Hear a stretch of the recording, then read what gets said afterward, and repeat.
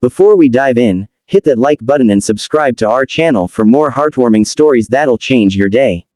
The restaurant was almost empty, the hum of quiet chatter and the soft clinking of cutlery filling the air. Emma adjusted her dress nervously and checked her reflection in the polished tabletop. Blind dates were never her strong suit. At 28, with a busy career and a string of failed relationships, she'd convinced herself that maybe love just wasn't for her.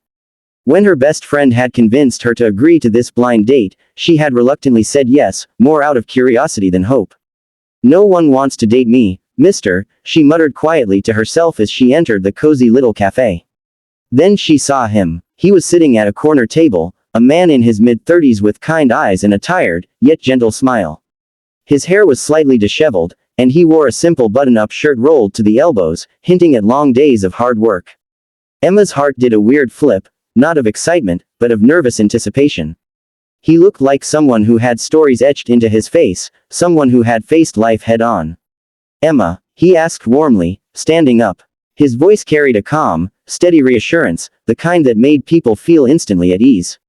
"Yes, hi," she said, tucking a strand of hair behind her ear.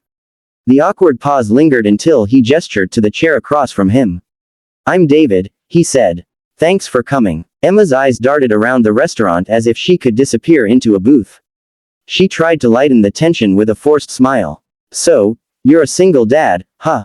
she asked, remembering what her friend had told her. David chuckled softly, rubbing the back of his neck. "Yeah, it's me and my little guy, Lucas. He's 7, and, well, he keeps me on my toes." Emma's eyes softened, though she tried to hide it. Something about the way he spoke with such genuine warmth stirred an unfamiliar feeling inside her. She took a breath and said, almost whispering, I don't know why anyone would want to date me. No one ever does." David's gaze softened further. He didn't flinch or laugh. He simply nodded, as if he understood something she had just revealed without words. "You know," he said carefully, leaning forward, "sometimes people don't see what's right in front of them because they're looking in the wrong places. I can't speak for everyone, but I see you. And I want to know you." Emma blinked. No one had ever said that to her in such a direct, sincere way. Her heart skipped a beat, and a small, hesitant smile crept onto her face. As they talked, the conversation flowed in unexpected ways, stories about childhood dreams, embarrassing moments, hopes for the future. David shared how much he adored his son, the struggles of being a single parent, and how Lucas's laughter made all the challenges worthwhile. Emma, in turn, shared her fears about love, about being overlooked, and about her desire for someone who would truly see her for who she was. By the time dessert arrived, the initial tension had melted into something warm and genuine.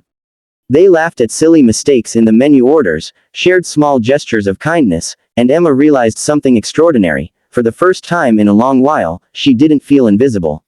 She felt seen. And in that moment, she understood that sometimes love appears when you least expect it, in the form of someone patient, understanding, and kind. Emma thought she had her heart under control, but David's small acts throughout the evening were beginning to unravel the walls she had so carefully built. When a waiter spilled a little water near their table, David instinctively reached for the napkins, apologizing to Emma while his hands gently cleaned the spill. When he laughed at her clumsy attempts to twirl a dessert fork, he didn't mock her, he celebrated her humanity. At one point, Lucas appeared. David had brought him along for a brief visit before his bedtime. Emma froze, unsure of how to interact with a child she had never met. But David simply introduced them gently, kneeling to Lucas's level. "This is Emma," he said. "She's really fun, and she has the best stories." Lucas's eyes sparkled, and he immediately took to her, asking about her favorite games and even sharing his secret treasure map of the house. Emma found herself laughing in a way she hadn't in years, her defenses crumbling not because of grand gestures, but because of the warmth that radiated from this small family unit. David watched quietly, noticing every little reaction, every subtle change in her expression. He didn't push or rush, he just observed and responded with patience. When Emma excused herself to go to the restroom, David couldn't help but smile at the thought that maybe this connection was something deeper than either of them had expected. When she returned, Emma's nervousness came back for a fleeting second. I really like your son," she said shyly, taking a seat. "And I like you too. But I worry that this is all moving too fast. I've been hurt before." David reached across the table and gently held her hand. I get it. I've been hurt too. But sometimes, you have to take a chance. Not because the world demands it, but because your heart deserves it. Emma felt tears prick her eyes, a mixture of relief, hope, and gratitude. Here was a man who wasn't interested in superficial attraction or fleeting romance. He saw her, not just her smile, not just her laugh, but her essence. By the end of the night, they walked out together under the gentle glow of streetlights. David held the door open for her, Lucas skipping alongside them, and Emma realized that something profound had begun, something rooted in kindness, patience, and authenticity. Weeks passed, and what began as a cautious blind date blossomed into something tangible. Emma found herself invited to small dinners with Lucas, casual walks in the park, and quiet evenings where they shared stories and dreams. Each moment was unhurried, deliberate, and full of genuine attention. One afternoon, as David and Emma watched Lucas play soccer in the backyard, Emma finally voiced the thought that had been building inside her. You know, I never thought anyone would want to date me. I spent so long believing that, I didn't even give myself a chance to be happy. David smiled, brushing a stray strand of hair from her face. And yet here we are.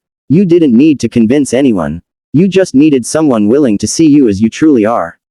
Emma realized in that moment that love wasn't about grand declarations or flashy gestures. It was about seeing each other, really seeing each other, and choosing to be present, even in the small, ordinary moments. David's reaction that first night had been the first sign of that profound understanding.